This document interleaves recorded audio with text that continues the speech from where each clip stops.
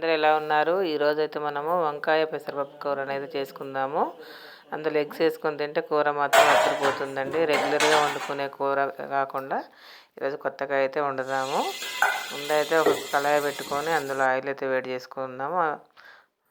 Oil వేడైన తర్వాత మెంతిపొడి స్టవ్ అయితే వెలిగించుకోవాలి ముందు. ఆ తర్వాత అయితే ఆయిల్ వేడి కానివ్వాలి. చాలా బాగుంటుందండి ఇది. ఒకసారి ట్రై చేసి చూడండి. ఆయిల్ అయితే వేడైంది. కొంచెం జీలకర్ర వేసుకుందాము. జీలకర్ర మెంతిపొడి అయితే నేనైతే మెంతిపొడి ఖచ్చితంగా వాడతా కదండి. చాలా బాగుంటుంది. మెంతిపొడి వాడటం వల్ల హెల్త్కి కూడా చాలా మంచిది. ఇప్పుడు షుగర్ ఉన్న వాళ్ళకు ఎవరికైనా సరే అండి మెంతిపొడి చాలా, కూర కూడా అంతే టేస్ట్ ఉంటుంది. ఇప్పుడు మెంతిపొడి వేసిన తర్వాత కొద్దిగా వేగనివ్వాలి. వేగిన తర్వాత మనం ఉల్లిగడ్డ పచ్చిమిర్చి అయితే ఒక 4-5 పచ్చిమిర్చి చిలుకలు ఉల్లిగడ్డ అయితే వేసుకుందాము. దాన్ని కూడా కొద్దిగా అయితే వేగనివ్వాలి. కొద్దిసేపు పెట్టి తీసుకోవాలి. అలా కొద్దిసేపు కొంచెం వేగనివ్వాలి. అలా వేగుతున్నప్పుడు మనం కొద్దిగా పసుపు అయితే వేసుకోవాలి. నూనెలో పసుపు వేసుకుంటేనే బాగుంటుందండి. ఎందుకంటే పచ్చివాసన అనేది రాకుండా అయితే ఉంటుంది. అందుకని నేనైతే ఎప్పుడైనా సరే ఆయిల్ తాలింపులోనే వేస్తాను పసుపు. అలా పసుపు కొద్దిసేపు పచ్చివాసన పోయేంత వరకు వేయించుకున్న తర్వాత సాల్ట్ కూడా వేసుకోవాలండి. సాల్ట్ కూడా నేను ఎక్కువ తాలింపులోనే వేస్తాను. ఎందుకో నాకైతే అదే అలవాటు అండి. నాకు అట్లా ఇష్టం కూడా. ఆయిల్లో వేసుకుంటే బాగుంటుందని, కూరల్లో చక్కగా కలిసిపోతుంది. అందుకే సాల్ట్ కూడా ఎప్పుడు నేను తాలింపులోనే అయితే వేసుకుంటాను. ఇది కూడా కొంచెం సేపు వేగనివ్వాలండి. ఎందుకంటే సాల్ట్ వేయటం వల్ల కూడా ఉల్లిగడ్డ త్వరగా వేగుతుంది.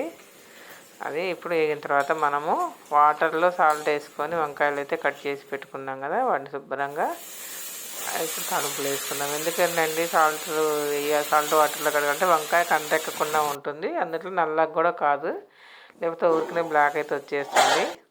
వంకాయ ముక్కలు వేసి మూత పెట్టాం కదా, ఇప్పుడు చక్కగా అయితే మగ్గిపోయాయి.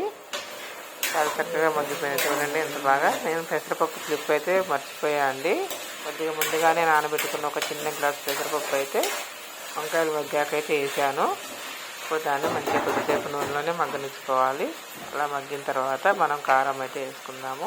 ఎవరి ఇష్టం వాళ్ళదండి. నేనైతే ఒక స్పూన్ కారం అయితే వేసుకుంటున్నా. స్పైసీగా తినాలనుకున్నా ఇంకొద్దిగా వేసుకోవచ్చు. అలా మగ్గిన తర్వాత మనం దానికి కొద్దిగా వాటర్ అయితే యాడ్ చేసుకోవాలి. ఎందుకంటే వాటర్ వేసుకోవటం వల్ల మంచి గ్రేవీ లాగా వస్తుంది. కూర కూడా చాలా బాగుంటుంది కలుపుకోవటానికి, పొడి పొడిగా కాకుండా. ఇప్పుడు ఇది కొంచెం దగ్గరగా అయ్యేంత వరకు మనం మూత పెట్టి దగ్గరగా వండుకోవాలి. నాకైతే ఎగ్స్ చాలా ఇష్టం అండి. నేను ఎగ్స్ చాలా ఇష్టపడతా. నాకు ఎందుకని దీంట్లో కూడా ఎగ్స్ అయితే ఇచ్చాను. ఇప్పుడు ఆ ఎగ్స్ కూడా కొద్దిసేపు అలానే ఉడకనిద్దాము. మూత పెట్టేసి ఒక 5 నిమిషాలు అయితే 5 నిమిషాలండి. ఈ లోపల మనం మళ్ళీ వచ్చి చూసుకుందాము. చూడండి చక్కగా దగ్గర పడింది. ఆయిల్ కూడా తేలింది. చాలా అంటే చాలా బాగుంటుందండి. ఓకేనా? ఈ వీడియో కనుక మీకు నచ్చినట్టయితే లైక్ చేసి షేర్ చేయండి. కానీ దాని టేస్ట్ ఎలా ఉందో నేనైతే మీకు తిని చూపిస్తాను. ఓకేనా అండి? చాలా అంటే చాలా బాగుంటుంది. మీరు కూడా ట్రై చేయండి. ఎప్పుడు ఏదో రెగ్యులర్గా అది వండుకొని తింటాం కాకుండా ఇలా అయితే ట్రై చేయండి. మీకు కూడా నచ్చుతుంది. చాలా అంటే చాలా బాగా నచ్చుతుంది. నేనైతే తిని చెప్తా చూడండి ఎంత బాగుందో కలర్ఫుల్గా.